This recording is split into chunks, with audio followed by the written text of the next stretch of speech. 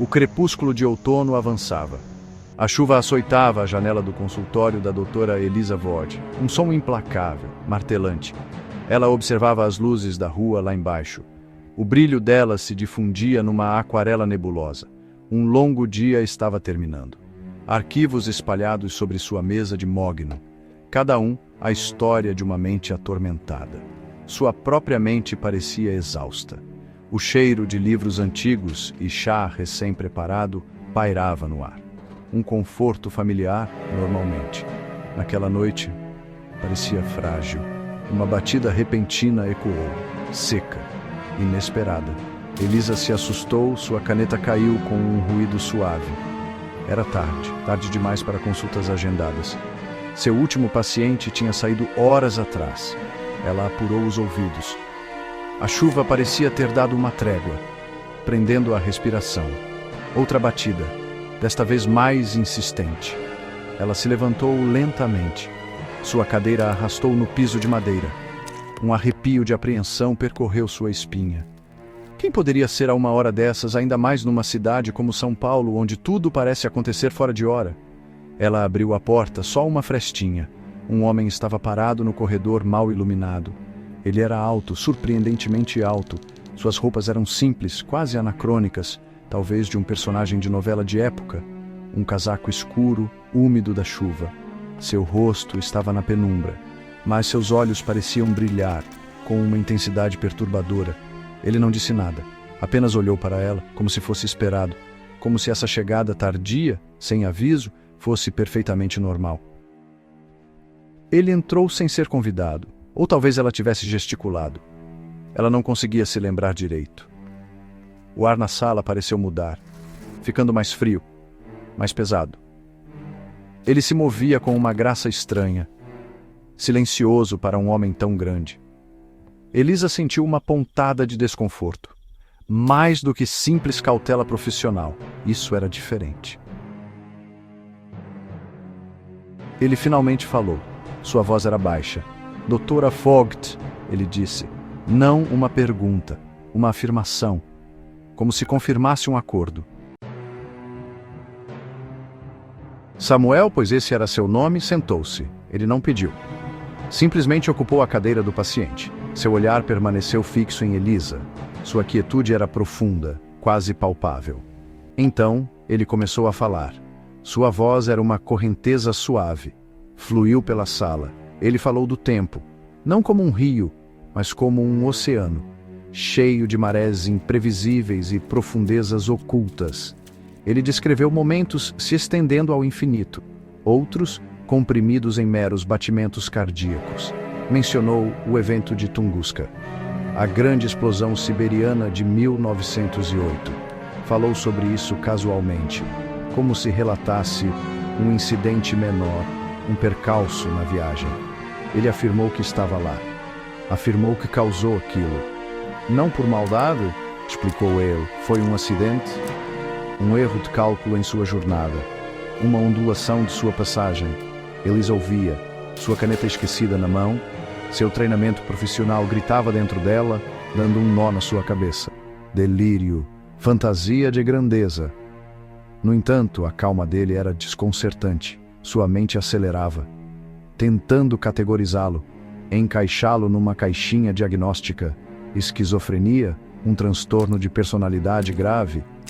Mas sua narrativa era coerente demais, detalhada demais em sua estranha lógica. Ele falou da imensa solidão de suas viagens, o fardo de ver demais, de conhecer a fragilidade dos momentos. Descreveu as cores de céus que não existiam mais, os sons de cidades há muito reduzidas a pó. Suas palavras pintavam quadros vívidos, impossíveis, captóis. Então ele falou de um aparelho. Chamou-o de dispositivo de ancoragem, uma âncora temporal. Era, disse ele, essencial. Mantinha-o preso a uma aparência de realidade. Sem ele, ele se difundiria, se desprenderia, perdido nas correntes caóticas do tempo. Ele não o mostrou a ela, apenas descreveu seu zumbido fraco, seu peso reconfortante contra a pele. Uma tábua de salvação numa existência infinita e mutável. Ele disse que estava falhando. Elisa tentou manter a compostura profissional. Ela assentiu. Fez um som vago, não comprometedor. Por dentro, uma tempestade se formava. Esse homem estava realmente doente? Ou ela estava diante de algo além de sua compreensão, algo que nem o mais cético paulistano acreditaria de primeira? O consultório, geralmente seu santuário da razão, de repente pareceu poroso, vulnerável ao impossível. Ela pensou em seus livros didáticos, nas classificações organizadas da experiência humana. Nenhuma delas dava conta disso, dessa loucura quieta e articulada. Ou seria verdade? Aquilo a deixava com uma pulga atrás da orelha. Ela começou a questioná-lo gentilmente, usando seu tom mais praticado e neutro. Quando essas viagens começaram, Samuel? Ela perguntou. Suas respostas foram imediatas, precisas. Ele ofereceu datas, lugares, sensações. Não havia hesitações. Nenhuma inconsistência que ela pudesse identificar de imediato. Sua convicção era uma muralha sólida, inabalável. Pressionava o ceticismo dela, fazendo-a duvidar de suas próprias certezas, de sua própria noção do que era real. Ele olhou ao redor do consultório então. Seus olhos pararam num pequeno pássaro de porcelana lascado. Estava numa prateleira alta. Um presente esquecido de sua avó. Nenhum paciente jamais o havia notado. Aquele pássaro, ele disse suavemente. Ele se lembra de uma canção de um verão diferente, não é? Elisa sentiu um arrepio. Um tentáculo gelado de medo. Como ele poderia saber? Era um pensamento bobo, sentimental, que ela tivera uma vez, há muito tempo. Uma fantasia particular, não dita. A linha entre terapeuta e outra coisa estava se esvaindo. Ela não estava mais apenas observando. Sentia-se atraída para a narrativa dele. Uma parte dela, uma parte pequena e assustada, queria acreditar. Outra, maior, a parte sensata e profissional, gritava em protesto silencioso. O ar faiscava com perguntas não ditas. Sua própria sanidade parecia algo frágil, cambaleando à beira de um precipício desconhecido. Ela agarrou os braços da cadeira. Elisa decidiu fazer um teste. Uma lembrança, profundamente enterrada, conhecida apenas por ela. Lembro-me de um vestido amarelo, ela começou. Sua voz era quase um sussurro, um balanço quebrado num jardim de verão. A chuva começava a cair. Ela observou o rosto de Samuel, procurando por qualquer vacilo, qualquer sinal de invenção. Era um fragmento, uma dor semi-esquecida de sua infância, um momento de pura e solitária solidão.